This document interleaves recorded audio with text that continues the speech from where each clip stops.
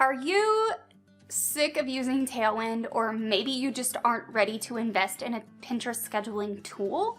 This week's video is going to show you exactly how you can pin manually using a project management tool. Now, I'm focusing this video on using ClickUp to do your manual pinning, but you can easily duplicate this strategy into, say, Trello or maybe even Asana.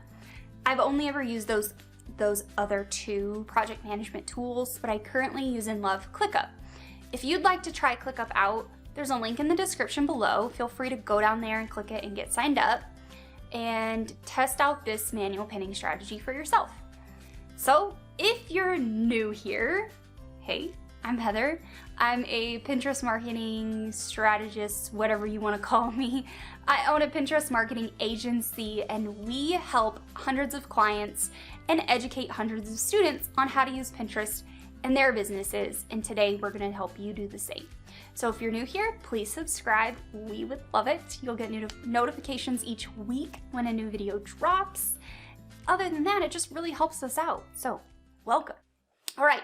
Now, before I dive into the computer and I actually show you how to do your manual pinning with ClickUp, first I want to talk about some best practices. So best practice number one is to create fresh content. Don't just manually pin the same thing over and over and over. Number two, don't pin to more than like 5 boards in a day. Now, Pinterest hasn't come out and said any specific numbers on how many boards to pin to. On average, Tailwind has said not to pin to more than 10 boards per day, like at a time. So take that with a grain of salt. I'm telling you, you don't need to pin to more than a couple boards per pin per day. So number 3 is to focus on really great keywords. So a title and a description. What I would suggest is create one really great title and Pinterest description for the month, and then just create different variations of images that you can test. So that way there's only one factor that's different, and when you go to look at your analytics at the end of the month, you can see which pin performed the best, okay? Other than that, that's really our best practices. So let's go ahead and jump into the computer, and I will show you exactly how I do a manual pinning strategy with one of my clients. Okay, so we are inside of my ClickUp dashboard, and part of my manual pinning process includes each of my clients having a list in ClickUp. So you can do this for yourself, whether you are a Pinterest VA and you're doing this for your clients, or if you are doing this for your own blog. So what you're going to do is you're going to create a task in whatever list you want it to be in. So this whole thing's actually a list, but whatever status you want it to be in. So we're just going to put this one in here, and we're going to just name it manual pinning. Now within each of my manual pinning items, I create a checklist, and I template all of these so I can actually just add the checklist every time I create a new piece of content. So what I'm going to do is actually hop over to a client's dashboard so you can actually see what I'm talking about. So let me just hop over to that. Okay, so I'm inside of my friend Katie's ClickUp list that I created for her. And what I have done is for all of her blog posts, I've actually put them inside of one task. So what I do is I create a card, whatever you want to call it, a task. If you're coming from Trello, it's like a card. And inside of her card lives all of the recipes that are published on her website right now.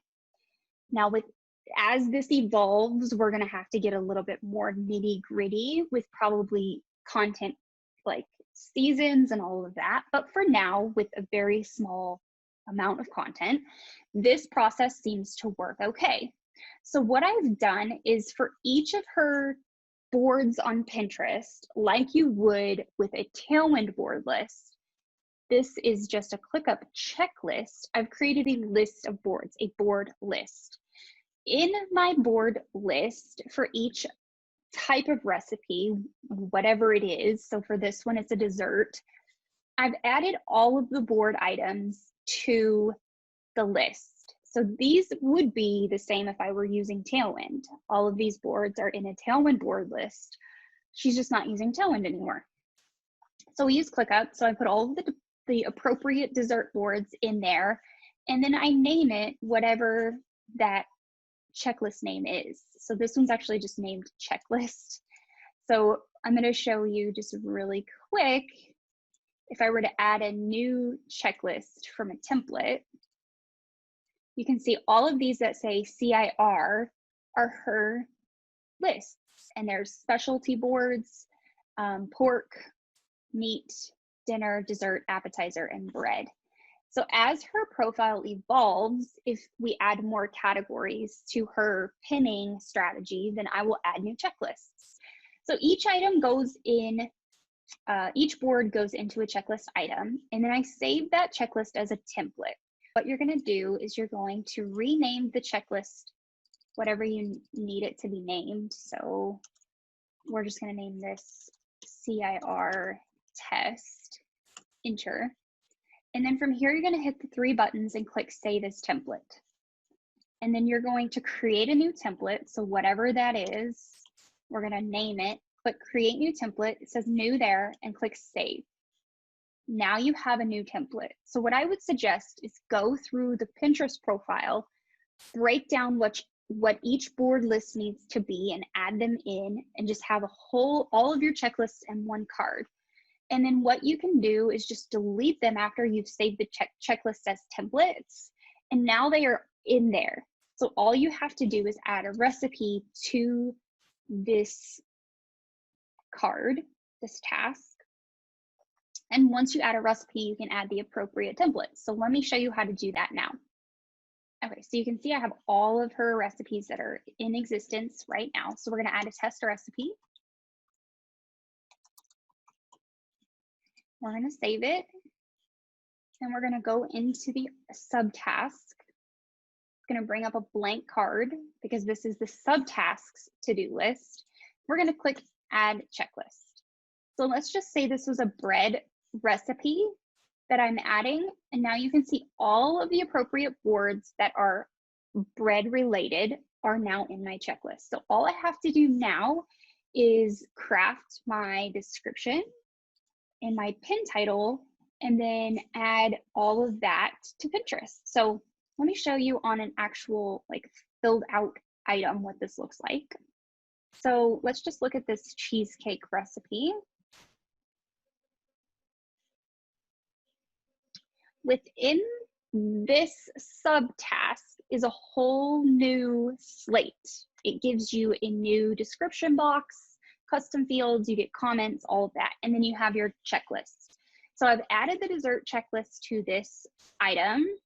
I put the blog URL here in the description, and then I upload any images to this subtask. So the images are just in the appropriate subtask.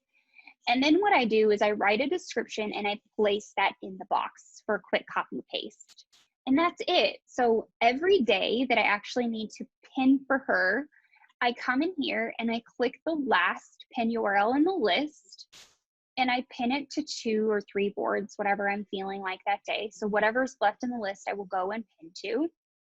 And then I just go through the list of pins that are appropriate. Now, as this grows, or if you have a more robust amount of content on your site, then you may need to split your task list up. Instead of having all of your content in one task, you may need to split it up into sub categories almost. Like this is all of one category. So for holiday content, when it comes to holiday content for her, we will have a task for just holiday. So I know for that time frame, this is the content that I'm pinning during that time. And then it's not all mixed up. And then you don't get this huge sub list in here of stuff going crazy. So this is easily customizable based on whatever you need in your business, but this is just a basic overview of how you can manually pin using ClickUp. Okay, so now you have seen exactly how I manually pin using ClickUp. That example is with an actual client of mine that is on my roster currently. She doesn't have a huge blog just yet, so we don't use or invest in Tailwind as of yet, but still I'm only spending just less than an hour per week pinning for her manually, and she's still seeing really great results with this manual pinning strategy. In fact, you can see here that her impressions are actually up by 67% in the last 30 days. Now, we've been pinning for her for about 6 weeks manually, so to have your impressions go up by 67% in that time frame is really amazing. Her total audience has grown by 74%, her engagements are up 40%, and her engaged audience is up 37%. So overall, you can see that people are seeing her content, liking it, clicking on it, and engaging with it. And that's just with manual pinning. Now, I used to say that you didn't need to manually pin. I don't think you have to. You can still use Tailwind if you would like to. However, this strategy is for anyone that doesn't want to use Tailwind anymore, or maybe they're not ready to invest in a tool. So if that's you, I hope you enjoyed this video. If you have any questions, please leave them below in the comments. If you're new here, I would love it if you would subscribe to this channel. We release business marketing type content every single week, and I would be happy to have you as part of the crew. Of course, there's a blog post link below that you can find additional information, and that's really it for this week. So I hope you enjoyed this, and I'll see you next week.